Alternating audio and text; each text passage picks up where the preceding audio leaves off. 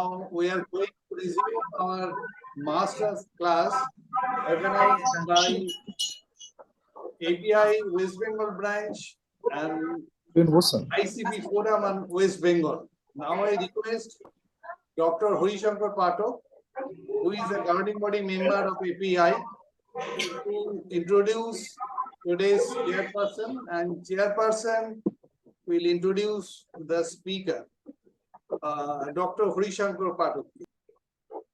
Good morning, everybody. At the outset, I thank our chairman, ICP West Bengal Forum, for giving me this opportunity to introduce our chairperson today. It is my pleasure to introduce today's chairperson, Dr. Chakraborty, who is an associate professor of medicine at North Bengal Medical College, Darjeeling. And he has a number of other degrees like Fellow of Indian College of Physicians, Fellow of Indian Academy of Association of Clinical Medicine, etc. And he is associated with teaching for a number of years, and he is quite popular amongst the students over there. So over to Dr. Chakraborty. Thank you very much, sir. Am I audible? Yes, we are. শোনা যাচ্ছে তো? Okay, thank you very much, sir, for this kind words. Audible and visible. This is my proud privilege to take part in this prestigious master class session organized by the West Bengal API branch at the ICP wings of West Bengal. And for that reason, I must be thankful for all of you, sir. Today, we have the hardcore endocrinology class here, and the speaker is a good academician as well as endocrinologist, Professor Sumit Kumar Chakraborty.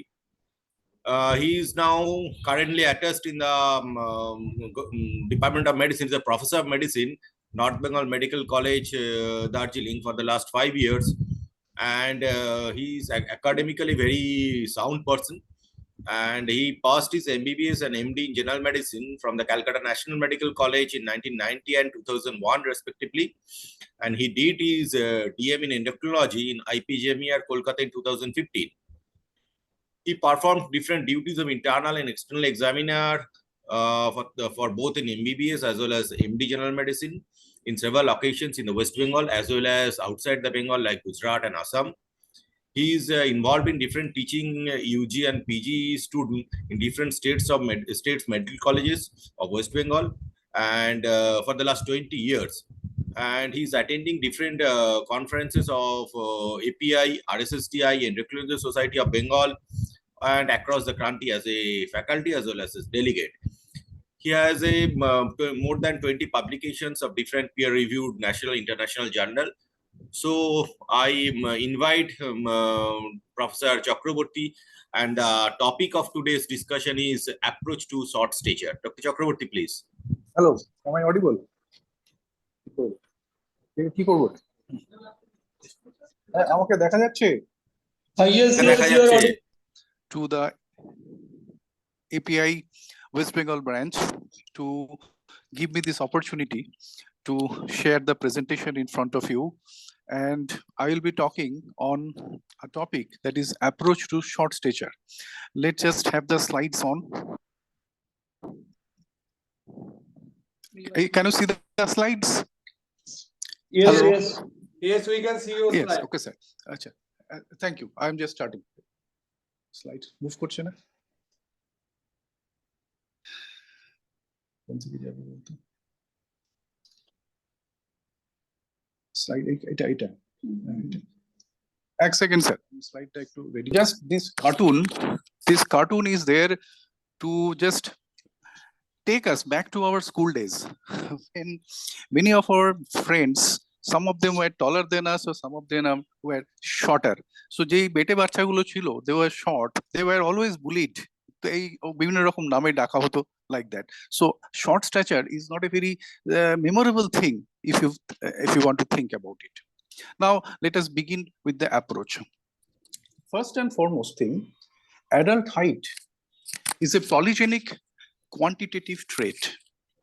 The thousands of genetic variants in hundreds of genes actually contribute to the final variability of the height. So how much a person will grow tall, it depends on not only on the environmental factors, nutrients, etc., hormones, etc., but a number of genes, hundreds of genes contribute with a heritability to the tune of almost 80%. Now let us begin from the fetal growth. The life starts as a fetus, and the determinants of fetal growth are predominantly maternal nutritional status and placental sufficiency. So how much nutrition the mother has got and what is the condition of the placenta and its vascularity has an immense bearing on the growth of the fetus. If the fetus actually born with intrauterine growth retardation, then subsequently his height is going to be compromised. So these 2 points are the major determinant of fetal growth. Of course, different hormones come into play. Of them, fetal insulin is very important, and other growth factors like IGF-1, IGF-2, then other growth factors, epidermal growth factor, fibroblast growth factor, nerve growth factor, they all together interplay for the actual or formidable growth of the fetus. And we must not forget the role of PTHRP, that is parathyroid hormone related peptide. Please remember that growth hormone itself has minimum effects on intrauterine growth. So intrauterine growth depends on the maternal factors, placental factors, and the different growth factors. Next, the baby is born, the fetus is born, and he starts growing, enters the infancy, then toddler stage, etc. So what are the determinants at the postnatal phase? Again, during infancy, very important is the nutritional status. So adequate nutrition must be provided for proper growth. Then when he enters the prepubertal stage, then growth hormone, IGF-1, thyroxine, insulin, and vitamin D, these hormones come in a bigger way for proper growth. And next, what happens is the pubertal growth spurt that is brought about by the gonadal steroids, and along with the steroids, they induce growth hormone and IGF-1 surge. So together, they increase the final adult height. So these are the determinants of postnatal growth. So hormones required for postnatal growth. There is difference in different part of the body. Like limb growth is predominantly dependent on growth hormone IGF-1 axis, whereas the truncal growth depends more on gonadal steroids. Thyroxine, insulin, testosterone, these hormones are important. They not only facilitate growth hormone mediated IGF-1 generation, but also promote growth hormone independent production of IGF-1 from hepatocytes. So in a number of ways, we have to finally go to the IGF-1. And these thyroxine, insulin, and testosterone, they increase the production of IGF-1, mediating through growth hormone and through other pathways as well. Now, how linear bone growth occurs? So bone growth occurs at the epiphyseal growth plate, which is the residing place for the chondrocytes. And the chondrocytes, they are in different phase of their growth or different zones, like in the resting zone, in the proliferative zone, and in the hypertrophic zone. So chondrocytes, they begin in the resting stage, then they undergo proliferation, hypertrophy, and finally they undergo apoptosis and ossify. And this process of epiphyseal growth plate proliferation or chondrocyte proliferation is influenced or accelerated in presence of hormones like growth hormone IGF-1, thyroxine, and gonadal steroids. And a number of paracrine factors also are important here. What are they? These include PTHRP, that is parathyroid hormone related peptide, then other factors including IHH, bone morphogenic proteins, FGF, rungs to socks. There are a number of transcription factors written in books. They are believed to play an important role in the chondrocyte proliferation at the epiphyseal growth plate. And that's how our linear bone growth occurs. Now, who is short? Short stature or sir বলছিলেন যেটা dwarfism, that is defined when the height standard deviation score is less than -2 standard deviation below the mean as compared to the children of same age, sex, and race. Severe short stature is determined or defined when the height SDS is less than -3.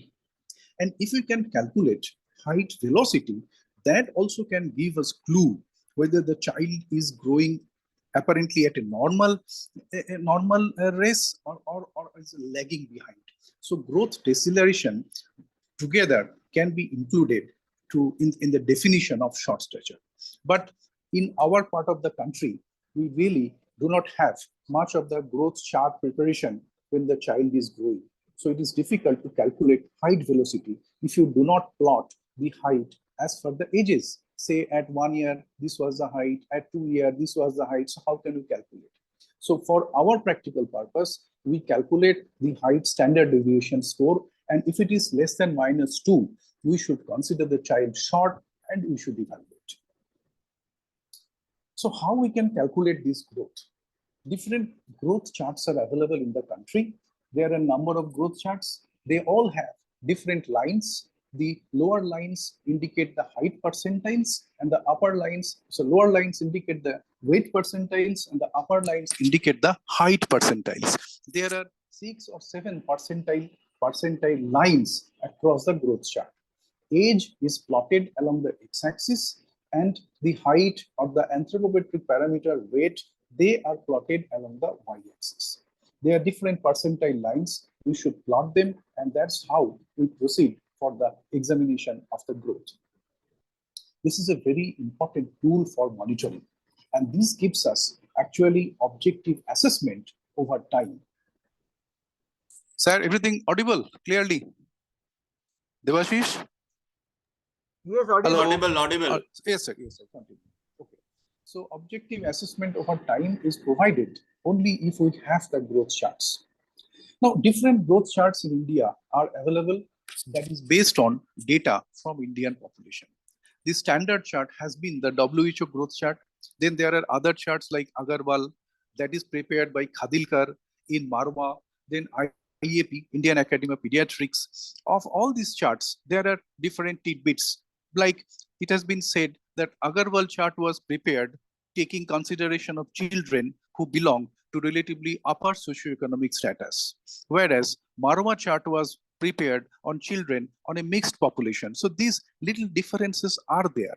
But IAP recommends the WHO chart for up to 0 to 5 years of age and revised IAP chart for up to 18 years of age. My essence, what I want to emphasize is the point that we should not ponder what growth chart we are actually following, but at least follow some. If nothing is available, the IAP recommended chart is the best. But this as practice has to be increased so that we can really plot the growth and can assess. And apart from them, syndrome specific growth charts like that for the Turner syndrome, etc. are also available, because we can follow the growth of a Turner child only with that specific chart. We cannot use in the usual growth chart for that particular patient. Now, how to measure height? We must use a stadiometer to record the height. Just look at the slide. The adult person is standing in a wrong way, whereas the child is standing in the proper way. Your occiput, hip, and the heel should be touching the standing bar, and the eyes should be horizontal at the Frankfurt plane. And the adjustable guard is to be snugly fitting over the temple of the skull. And then with your eyes just parallel to the marking border, you should check the readings. Take 3 readings, then make an average. And ideally, the inter-observer variation should be less than 3 millimeter. So this is how we measure the height. Next, you got the height in centimeter. And next, you got the weight in kg. So now a number of calculations are important to analyze what we actually have got. So how to calculate? You have the height in centimeter. Next, from the chart, you calculate the height standard deviation score. You get the body weight in kg. And from the chart, you calculate what is the height age and what is the weight age of the patient. That means if a child of 5 years of age is of the height of say 105 centimeter, that it corresponds to the chronological age. But if his height is say 50 centimeter, that corresponds to the chronological age of say 2.5 years. So his height age will be 2.5 years in that case. So it's very easy. If you got the chart, you can calculate the height age along with weight age. Usually, height age, when it is more than weight age, the child is short, but height age is proportionately more than the weight age. Usually, the non-hormonal causes are responsible. Whereas, when height age is less than the weight age, we commonly think of the hormonal etiologies behind. Next, we have to measure other things and examinations. What are the other measurements? You calculate the height, then it has to be divided into upper segment and lower segment. How? Lower segment is very simple, from symphysis pubis to the floor. So just drop your measuring tape, attaching the upper part at the symphysis pubis and dropping it to the floor. You calculate the lower segment. You minus that from the height that gives you upper segment. Then you should check the head circumference as well as the arm span. You also calculate the target height. Target height is what? The mid-parental height by 2 plus minus 6.5 centimeter. Plus is for the boys and minus is for the girls. Why it is so, I will be describing. Then we calculate the target height standard deviation score. That is, considering the patient's present scenario, what is his expectation, what is his likability, how much height he will attain. That you can calculate from the target height SDS. If the target height SDS is also less than -2, then possibly he will remain short. Otherwise, there is a chance that he might recover when he will be gaining the adult age. Apart from this, always examine the external genitalia and do a SMR, that is sexual maturity rating, and get the Tanner staging, check the testicular volume and the stretched penile length. This genitalia assessment is very, very vital in the assessment of short stature. Now, I was telling the target height is plus minus 6.5. So why are the boys taller than the girls? 4 points have been mentioned. There is a physiological delay of about 2 years in the initiation of puberty in boys. So this yield 2 additional years of cumulative linear growth. The boys experience a more intense pubertal growth spurt. And also, they have the presence of growth promoting gene on the long arm of their Y chromosome. So together, for these points, the boys we add plus 6.5, and for the girls we deduce 6.5 from the mid-parental height. Now, very important is why we calculated the upper segment and lower segment, because to understand the body proportions, that is upper segment divided by the lower segment, or we calculate the ratio. You can see in the diagram, upper segment is symphysis pubis to the vertex and below is the lower segment. It is 1.7 at birth. That means at birth, the lower segment length is relatively shorter than the truncal length. And as the child grows, his limb length increases. So the ratio gets shorter and shorter. So 1.7 at birth, it goes to 1.5 at 1 year, it goes to 1.0 at 10 years, and finally, in the adults, the ratio should be 0.9 to 0.8, because we have proportionately longer lower limb growth, or the growth of the long bone exceeds that of the truncal area. Now, proportionate short stature. Who is proportionate? So first thing is we classify them as per the USLS ratio. Is it a proportionate short stature or a disproportionate short stature? Proportionate means when this USLS ratio is in concordance with the chronological age. The usual causes we think about in a proportionate short child is growth hormone deficiency, then constitutional delay in growth and puberty, CDGP, familial short stature, all the chronic systemic diseases or malnutrition related things, and last but not the least is the Cushing syndrome or situations of hypercortisolemia. And if we found that the USLS ratio is not to the chronological age, then it is a disproportionate short stature. Then what it can be? It can be a short limb dwarfism when the USLS ratio will be more than 1, or it can be a short trunk dwarfism when the USLS ratio should be less than 1. So conditions of short limb dwarfism are, most importantly, hypothyroidism, rickets, achondroplasia, and osteogenesis imperfecta. So we must not miss the hypothyroid or the ricket patients. Achondroplasia will be very obvious or evident from other somatic abnormalities. And short trunk, these are all basically unfortunate or less treatable conditions like mucopolysaccharidosis, spondyloepiphyseal dysplasia, kyphoscoliosis. So you can diagnose, but you can hardly do much things for them. And last but not the least, always do a X-ray of the non-dominant hand and the wrist. Ask for an AP view to get what is called bone age. If you get an X-ray, you can compare the X-ray if you have got access to the different standard diagrams that of Gruelich and Pyle chart, Bailey-Piniu chart, Tanner Whitehouse chart. A number of standard protocol charts are available at Institute in IPGMR, where a large board of photographs. We used to take the X-ray to the board and compare that as per the appearance of the carpal bones, what should be the bone age of this patient. Or nowadays, you can take help of the computer, bone expert software is there, you can calculate from there also. But what is important is in the condition when bone age is delayed or bone age is not delayed. So in conditions like familial short stature, the bone age is usually not delayed. But bone age delayed is much more common scenario.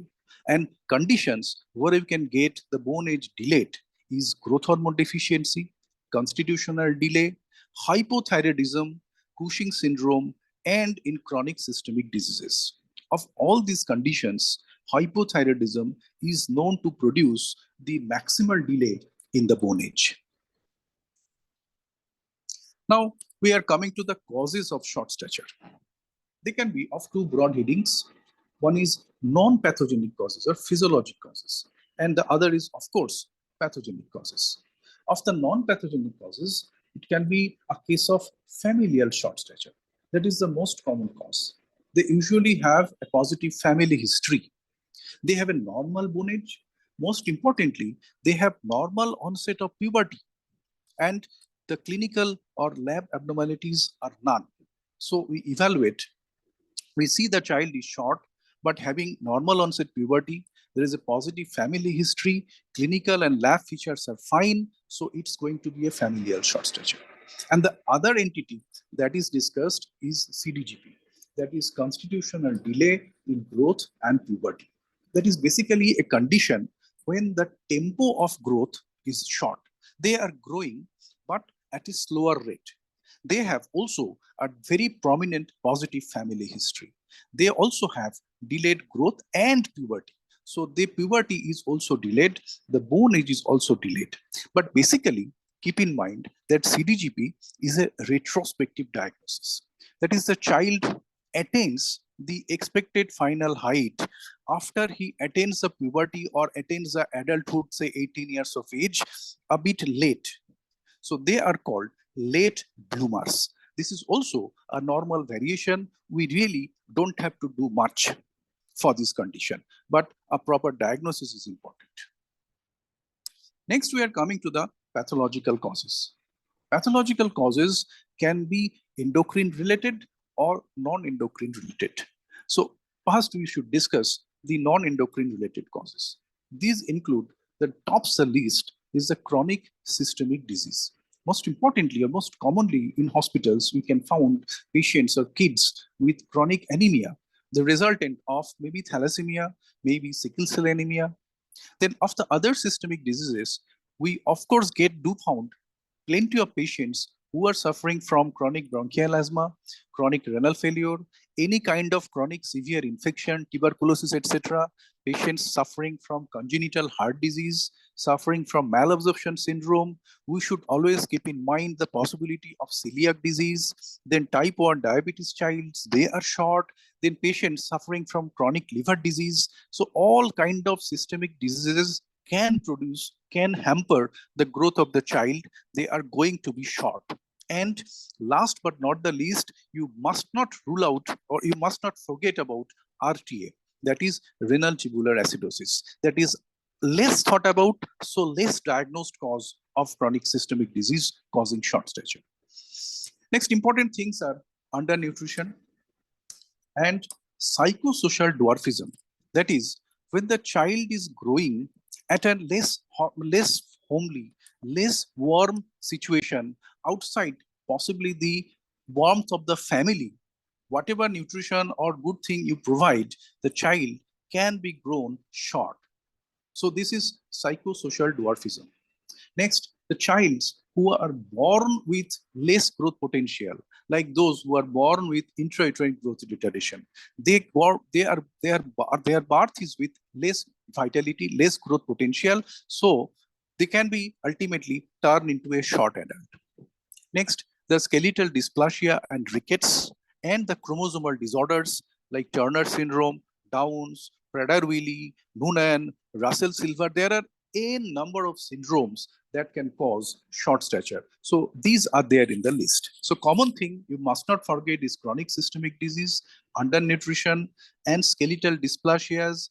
Take adequate history of his birth weight, whether he was delivered full term, what was the apparent birth length, to assess whether there was an IUGR. And after eliminating these, you can go into the endocrine causes. Just a few pictures. See at the X-ray, what you can find, there is short 4th and 5th metacarpal bones as it occurs in Turner syndrome. And the child, you can see in the middle, the lady, female lady is presented with what you can see is shield chest, the widely spaced nipples, and the increased carrying angles. So this is a petotype of Turner syndrome. And the two kids with their father, they're so much obese, different facial dysmorphic features, features of hyperphagia, emotional tantrums. These are most likely Prader-Willi. This is one of my patients. See, the posterior hairline is so low and the carrying angle. So this is a case of diagnosed Turner. So we should now discuss the endocrine causes of short stature. So what are they? There may be disorders of growth hormone and IGF-1 axis or disorders outside growth hormone and IGF-1 axis. So of the growth hormone IGF-1 axis, it can be a growth hormone deficiency or growth hormone insensitivity. So first, growth hormone deficiency, when the child is actually not having adequate growth hormone. So where from the growth hormone originates? Ideally, we should think about the hypothalamic events and the pituitary events. Hypothalamus produces the GHRH, the growth hormone releasing hormone that stimulates the somatotrophs of anterior pituitary to produce growth hormone. So hypothalamic defects can result in final disordered growth hormone secretion. Hypothalamic defects include congenital defects, that is holoprosencephaly, septo-optic dysplasia. These syndromes are there when you can find different dysmorphic features like hypertaylorism. There is wide apart set eyes. There can be single central incisor of tooth. There can be cleft lip and palate. And of the septo-optic dysplasia, there are also a number of neurological manifestations like nystagmus, etc. So you have to think about them. And of the acquired thalamic disorders, there can be tumor, there can be inflammation, infiltration like sarcoidosis, etc., or following trauma. And after hypothalamus, of the pituitary causes, the most important are the congenital causes. pituitary is run by a number of transcription factors. In our time, there was possibly 6 or 7 transcription factors, and with every edition of the textbooks, the transcription factors number are increasing. So a number of defect in the transcription factors like PROP1 mutation, POW1F1, LHX3, LHX4, so much of mutations are responsible for the disordered pituitary hormone function. So they can present in both ways, either isolated growth hormone deficiency or as a part of multiple pituitary hormone deficiency. The patients who will be having multiple pituitary hormone deficiency will also be short because of associated growth hormone deficiency, or it can be isolated GHD. If it is an isolated GHD, usually the most common cause is idiopathic. We really cannot find what is the reason behind. A number of postulations are there. There can be mutation of genes. What genes? Mainly the gene for the growth hormone receptor, then GH-RH receptor. These are postulated to be responsible for the causes where isolated GHD is there. Of the other causes of pituitary, we can always think about pituitary adenoma or craniopharyngioma or infiltrative disorders like histiocytosis X, etc. as possible reasons. So apart from biochemical tests, neuroimaging is absolutely mandatory. We can discuss them later. And there can be a situation when the growth hormone is adequate, but it cannot work. That is growth hormone insensitivity. So what happens actually? There is mutation in the acid labile subunit of the growth hormone that renders it less capable to stimulate the receptors so that produces the IGF-1. So this is another possible explanation of endocrine causes of growth hormone insensitivity.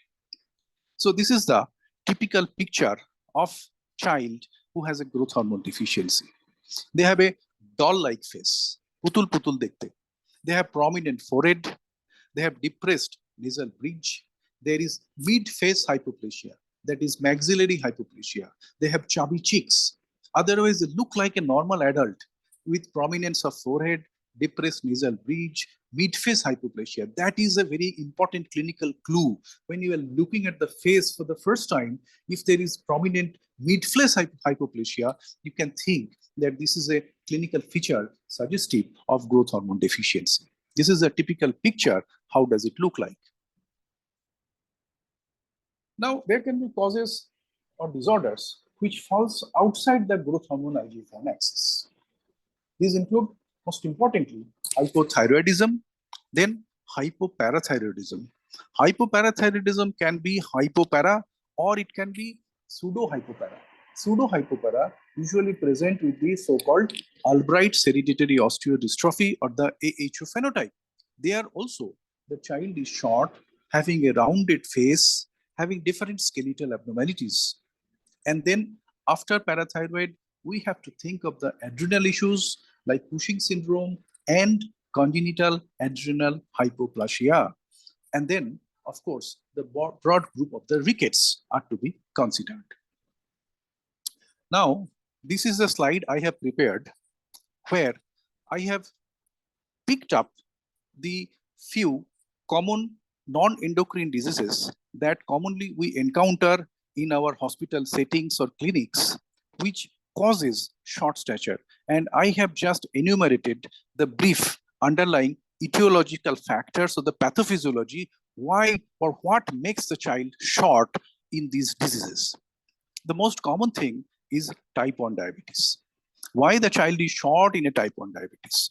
The usual pathology that has been postulated are, we have to get optimal concentration of insulin in the portal venous blood for the expression of growth hormone receptors on the hepatocytes and growth hormone mediated IGF-1 generation.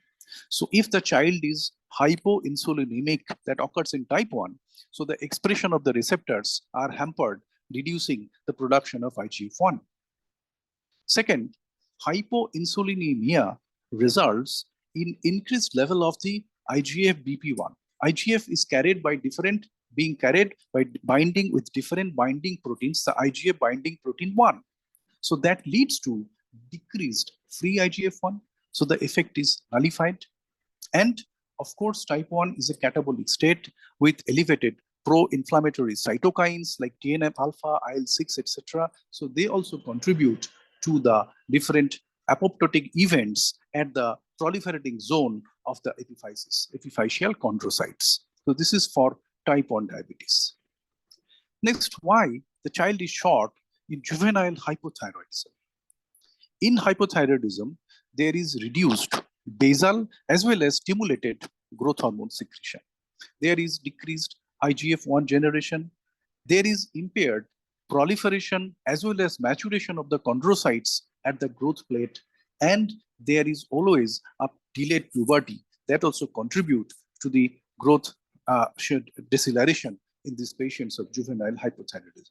So their basal and stimulated GH secretion is less, low IGF-1, and problem at the chondrocyte growth plate and pubertal delay. Next, CKD. Nowadays, the presence of CKD, chronic kidney disease, the percentage is really increasing in pediatric age group. What is observed in CKD?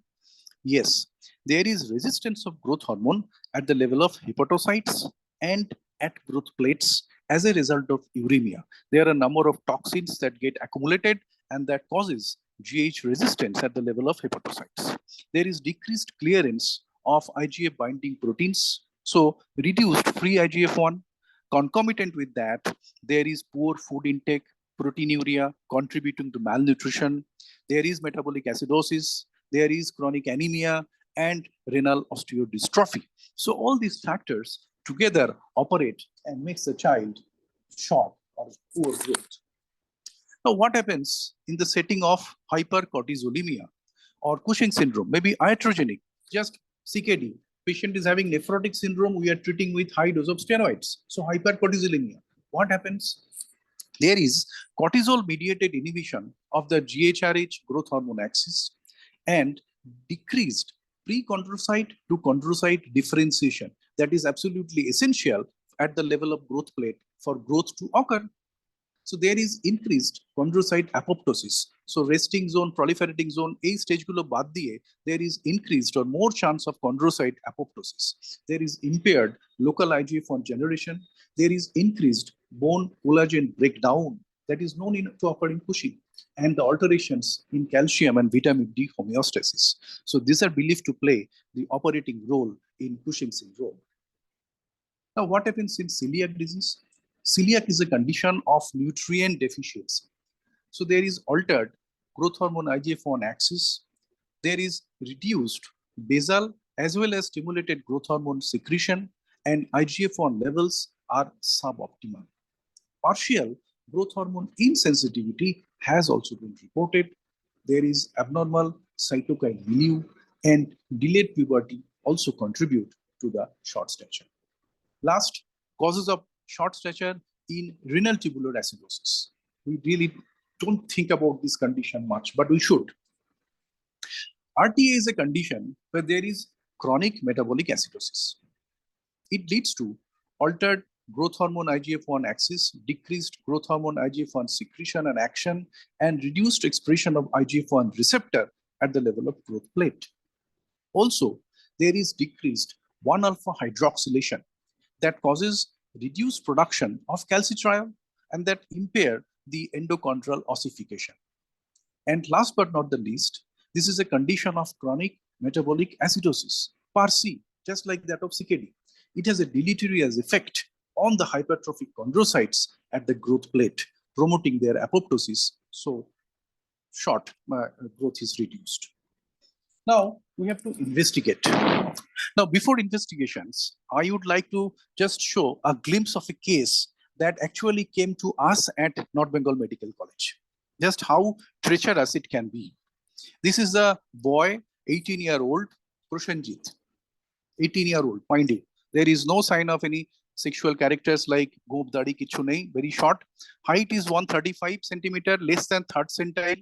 Height SDS calculated was minus 6.9, severe short stature, severe short stature. Weight was around 30 kg, that is also less than third percentile. So you calculate height age, that comes to around 10 years, and weightage that is also around 9.5 years. So when they are together similar, say around 10 years, that means in this 18-year-old Prosenjit, some insult has occurred when he was 10 years of age, and that has resulted in his stunting. Next, we calculated the upper segment, lower segment. The ratio was 1.2. So it comes to be a short trunk dwarfism. The ratio is longer, more, and the limbs are short. The short limb dwarfism. Next, we look at the arm span, that is around 130. Okay, we calculated the bone age. It came to be 9 to 11 years. So his chronological age is 18 years. His weight age is 9. His height age is 10, and bone age is also 10 or 9. So bone age is little bit delayed. Should have been delayed possibly a little more, but not so. Okay, fine. This is the initial presentation, oxological presentation. Now, the child was admitted with respiratory distress. Mind you, he was not bothered about his height. His parents were not bothered about his height or attaining puberty, etc. They brought the child to us because he was having a severe form of respiratory distress. We did the usual things, usual X-ray that showed there is cardiomegaly. We did the ECG and we did the echo. Finally, the echo showed there is a massive pericardial effusion.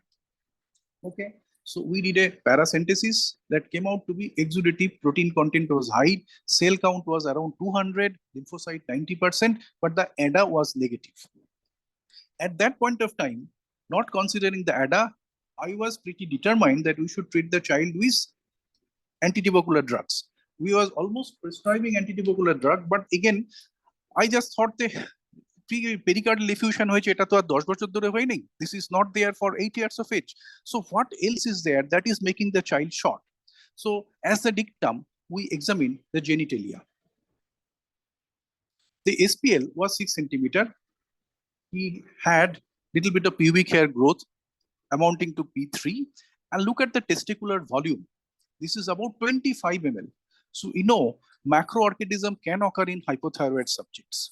We did the TSH, of course, other investigations. We did the thyroid function test, and believe me, this is surprising. The TSH came out to be 1400, so high. The anti-TPO was positive. We did not start the ATD. We treated the patient with LT4, and the patient did well. Subsequent echo showed complete resolution of the pericardial effusion.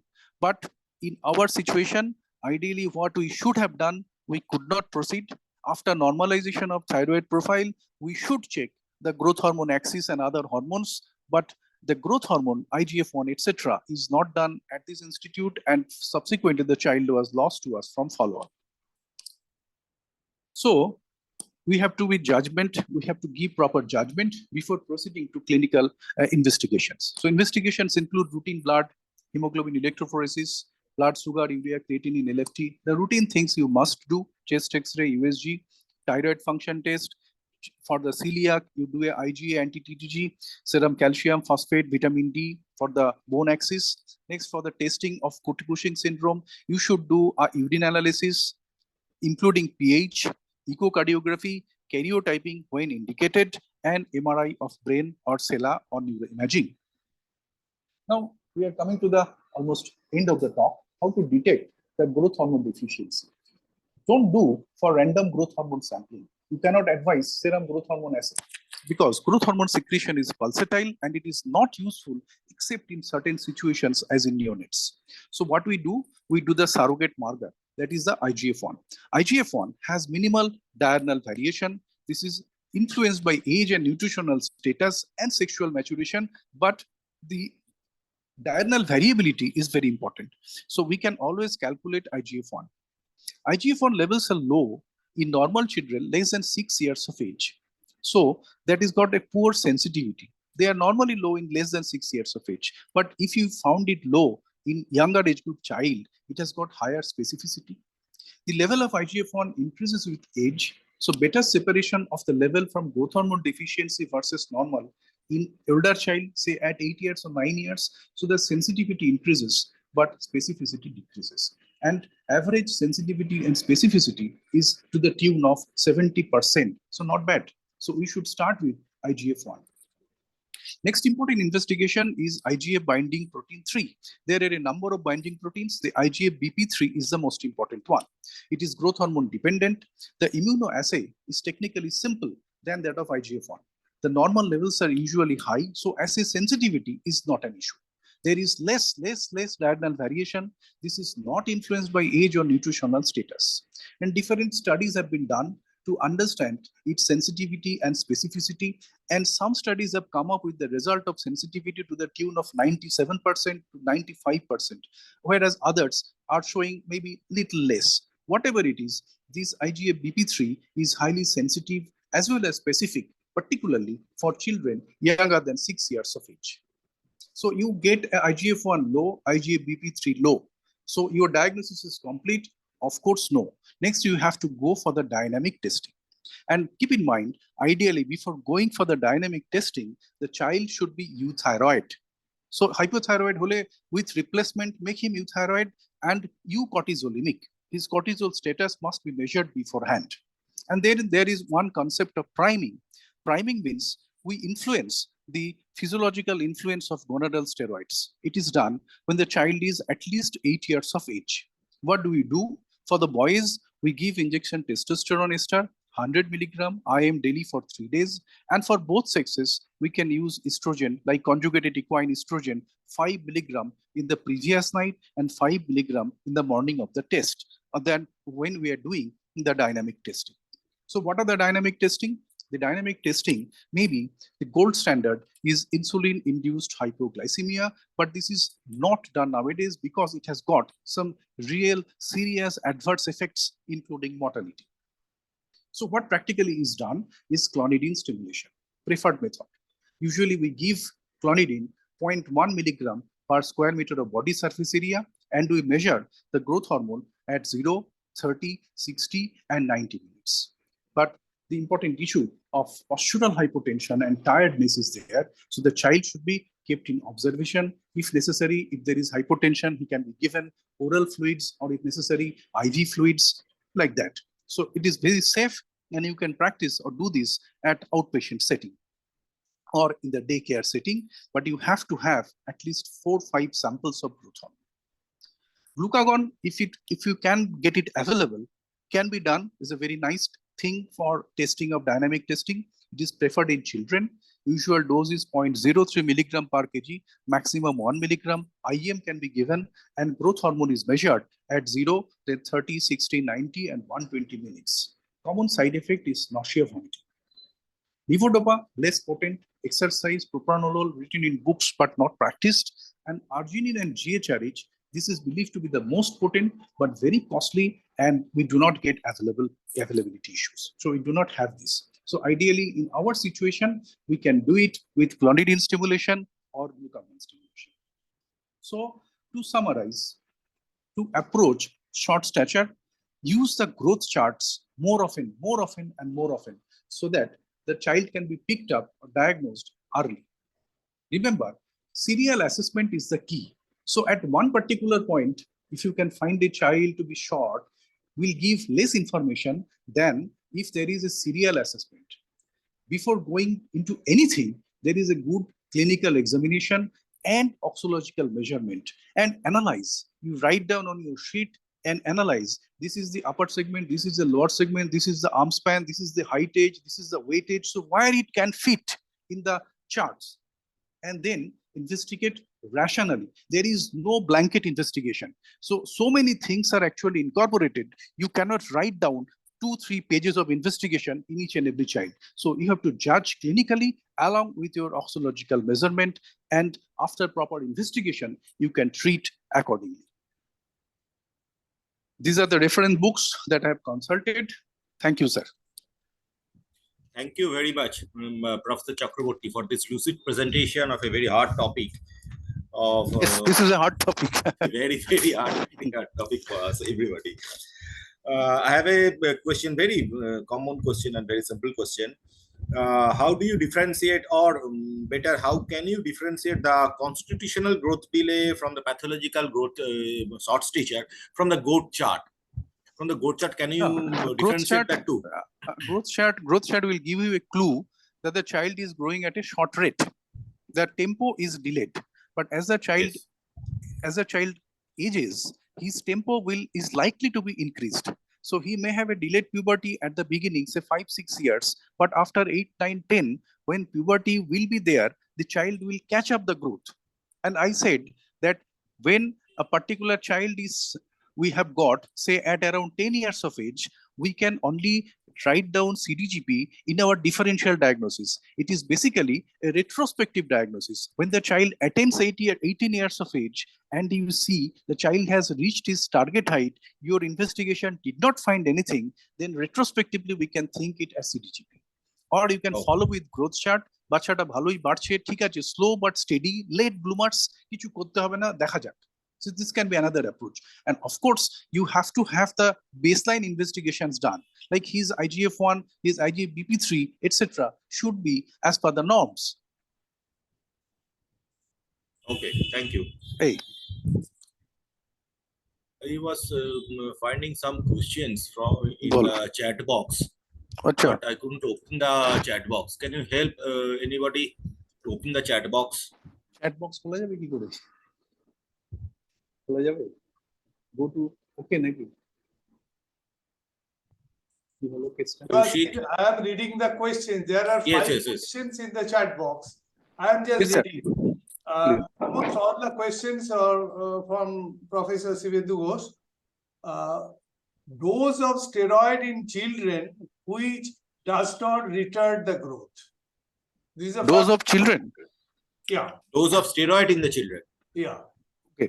Steroid is dependent on the proper indication of when we are actually using steroid. That is to be determined by the primary disease. Like if the child is having a nephrotic syndrome, then the standard protocol dose of prednisolone 1 to 2 milligram is to be administered to treat the primary disease. We can follow some norms to reduce the adversities of steroid. Like we can go for alternate day steroids. We can give the minimum possible dose of steroid and can add on the steroid sparing agents if possible. So the consultation with the nephrologist or for the primary physician is very important.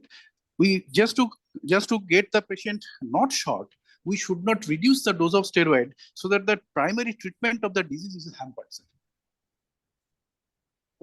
I mean to say 1 to 2 milligram is the standard dose. We cannot just write give steroid at the rate of 0.5 milligram so that the child does not go short, but I do not know how your nephrotic syndrome is going to be managed. এরকম হবে না sir, এরকম কোনো rule নেই যে এইটা আমাকে দিতে হবে।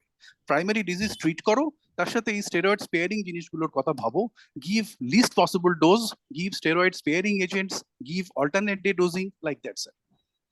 Then the second question is it possible to get same growth pattern of children compared to same age and sex if we treat the patient early?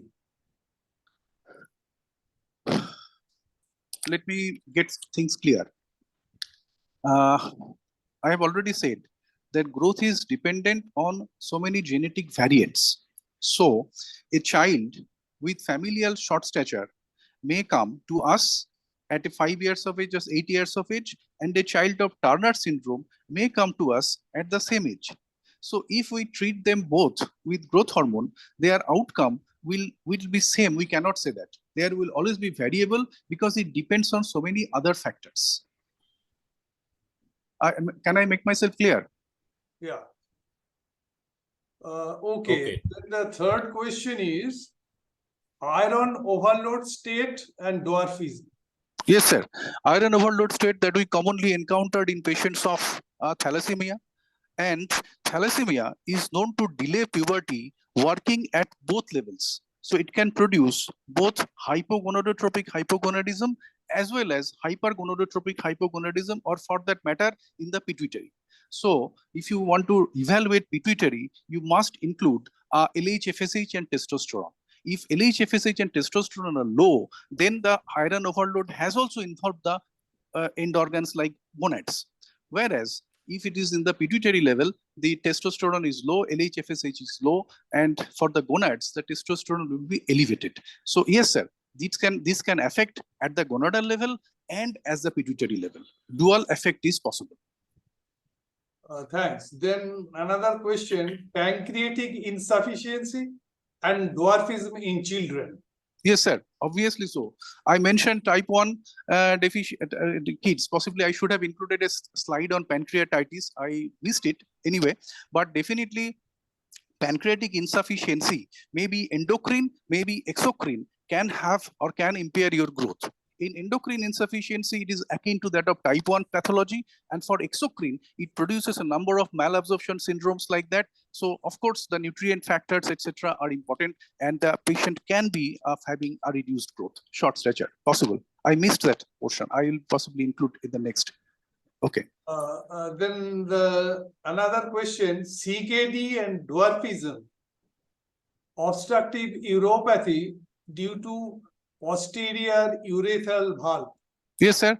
But posterior, yes, sir. You have told about that CKD, how CKD No, can cause the posterior dwarfism. urethral valve is fortunately a treatable condition.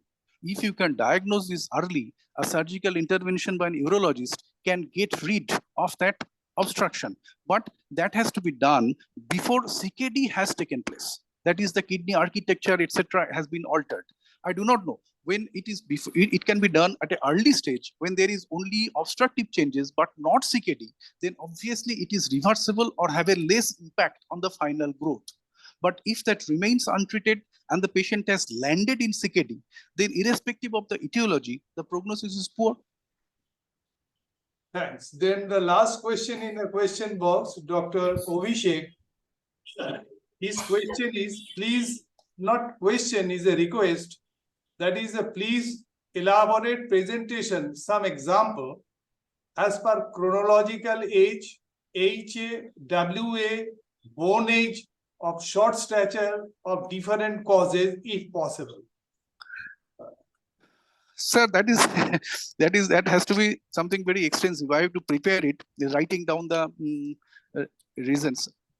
But for him, I should say that you think of the causes of delayed bone age, like in hypothyroid, in growth hormone deficiency, in CDGP, in chronic systemic disease. In all the diseases, the bone age can be delayed. So accordingly, you have to choose. There is no nomogram that bone age will be 5 years in hypothyroid, 6 years in RTA, 7 years in SR. That cannot be actually pinpointed like that. You have to take into account these 3 ages: chronological age, height age, weight age, and bone age, and then do the calculation. Now I request Devashish to Yes. take up. Sir, এক second. Mrinalda, hi, Mrinalda. Mrinaldaকে দেখতে পেলাম, sir. Is ভালো আছেন? Sir was my teacher, my lot of mentor. Okay. Yes. Now I want to request all the learned audience, any comments or any questions about this topic. Mrinalda, please.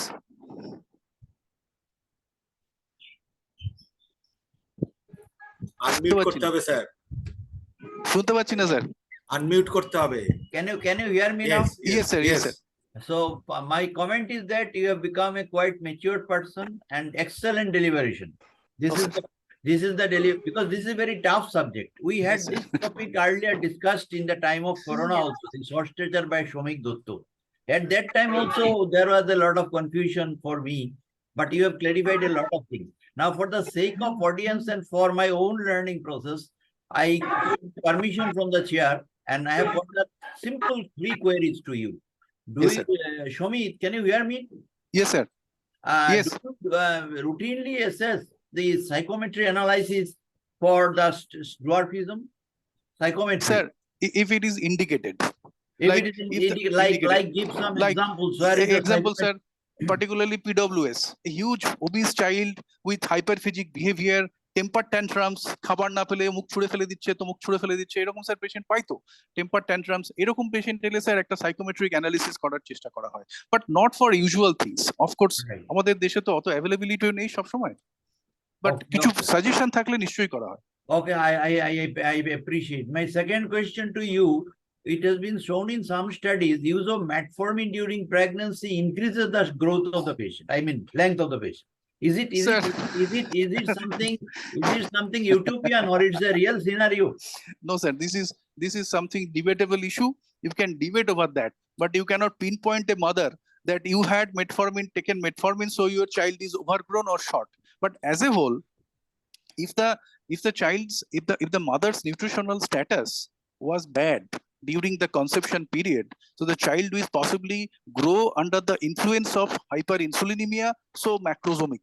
So finally, he can lead into whatever stature is debatable, but lot of other metabolic complications, the risk definitely increases. Okay. Metformin is definitely indicated, sir. Almost all the guidelines are stating metformin. Yeah. And my last one is your any role for the postgraduates, any role of this type of short stature in forensic medicine?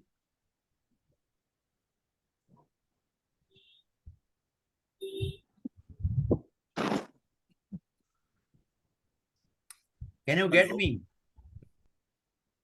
Sumit, can you get me? Sumit da. Yes, sir. I mean, sir. In forensic medicine, is there any role of short stature for the crime detection and anything? Is there any role? Yes, sir. Maybe initially they,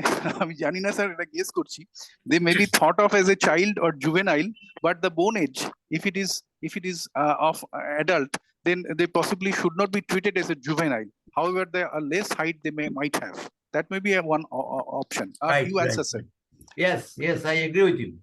Excellent. Oh, sir, thank you. Any other questions or comments from our audience? Hello, I am Professor H.B. Ganguly. Am I Yes, audible? sir. Yes, sir. Yes, sir. Acha, I will share one of my experience in the January 2014, the month I have retired from Calcutta Medical College. One patient was admitted under me with PUO, and he was dwarf. And ultimately, the cause of PUO was detected to be lupus. Then I searched for what is the cause of dwarfism. His spinal length was less than the limbs, and there is flat vertebra. So it was diagnosed as spondyloepiphyseal dysplasia. Now the spondyloepiphyseal dysplasia with lupus, a form of monogenic lupus, but I could not diagnose it fully because the enzyme estimation at that time was not very much available. So what is my intention that in any cases of skeletal dwarf, all are not achondroplasia. We must measure, give some time to measure the spinal length and the limb length, and few cases of spondyloepiphyseal dysplasia will be discovered. The famous dwarf of Harry Potter cinema, which is very famous, a very brilliant person, he is a case of spondyloepiphyseal dysplasia. Right, sir. Actually, in the books, in that section of spondyloepiphyseal dysplasia, there are a number of long list of conditions. Spondyloepiphyseal dysplasia, hypoplasia, etc., etc. We really cannot fathom that much of the spinal abnormalities in our routine practice. And honestly, I do not know whether SLE results in this spondyloepiphyseal dysplasia or not. Possibly. No, not all SLE, monogenic SLE. I've got less idea, sir, about it. Udas da kichu bolben SLE? Actually, Sumit, thank you very much. Actually, I did not attend the classes in fully, but partly I have heard about it. I want to just know about what the Dr. Ganguly has mentioned. Is there any way to detect prenatally for the skeletal dysplasia? Yes. Prenatal. So at the what time you want to do and what type of ultrasonography? No. Just anomaly scan, is it available? Yes, sir. Anomaly scan is available. Yes. No. What this type of dysplasia, at what time and what are the to prevent dwarfism? Sir, bolun. শুনতে পাওয়া যাচ্ছে না। Prenatal diagnosis for the skeletal dysplasia. Prenatal diagnosis is skeletal dysplasia is theoretically possible. Of course, you have to know the specific genes which are responsible for them. Actually, we as endo people do not do much of that. But as prenatal diagnosis for your Turner, this is a reality. you can get the cystic hygroma kind of things or glowing neck sign, etc. So to identify can Turner syndrome is occurring. For spondyloepiphyseal dysplasias, I have not seen much cases or prenatal diagnosed. I cannot answer. Maybe Dr. Ganguly and he has seen. Dr. Ganguly, do you have any? Yes, sir. Can I make a comment on this part? Yes, Yes, sir. Yes, yes, sir. Of course. Yes. Yeah. I think for skeletal anomaly, it is better nowadays, not the ultrasonography, but after second trimester, it is always better to see the skeleton with the MRI, which is Okay. very safe. Okay. Sure. Non-contrast MRI is a much safer method, much better method of diagnosing the skeletal abnormality as such. You should not give dye, that can cause some side effects, but otherwise, non-contrast MRI is a better choice, in particular in second and third trimester. So go for that, and as most of the diagnosis can be done in utero, including my question on posterior urethral valve. Now the people are managing the posterior urethral valve widely In baby in utero. the utero, and they are treating there also. So that is my comment on this. Okay, thank you. Thank you. Devashish, Yes. that I think we can conclude the you session. give your chairman's comment. Yes, this is a very good session, I must tell, and I must thank the speaker to lucidly and elaborately discuss the short stature approach. And this is really helpful for the PG student and further study of them to evaluate the short stature in the OPD practice. So thank you for that. And finally, I want to hand over the session to Professor Amal Banerjee for his concluding remark. Okay, before I passing on to Dr. Udas Ghosh, I express my sincere thanks to both Devashish and Sumit for your very informative session. Now I request Udas, who is governing body member of API and who is also honorary treasurer of API West Bengal branch, to give vote of thanks. Thank you, Dr. Amal Banerjee, for giving me the chance. First of all, my sincere thanks to mainly our chairman of ICP West Bengal Forum and the secretary of ICP Forum, Dr. Amal Banerjee and Dr. S.B. Ganguly, especially to arrange this type of masterclass program every alternate week rather than every 15 days interval. And I convey my sincere thanks to other ICP members, Dr. M.K. Roy, Dr. Shibhendu Ghosh, and others for participating in this program, and Dr. H.S. Pathak. Also, my special thanks to our speaker, Dr. Sumit Chakraborty, for giving a nice deliberation. Sumit is very much close to me because we are in the same college, actually Murshidabad Medical College for a few months. And my sincere thanks also to the chairperson of this program, Dr. Devashish Chakraborty, for his nice moderation. Also the thanks to all the PGTs and other members of ICP and API for attending this class. Thank you all. Thank you for in my office staff, particularly Kaushik and other micro labs for arranging this type of audiovisual program. Thanks to all. If anybody misses, I am just giving to thanks to them also. Okay, sir. Thank you again. Thank you, Udas. Now our next class will be on 20th of August, when we will have the master class on clinical approach, case-based discussion on movement disorder. With this information, I'm going to adjourn our master class. Again, we'll resume it on the next 20th August 2023. Thanks to all. Thank Thank you, you, sir. sir.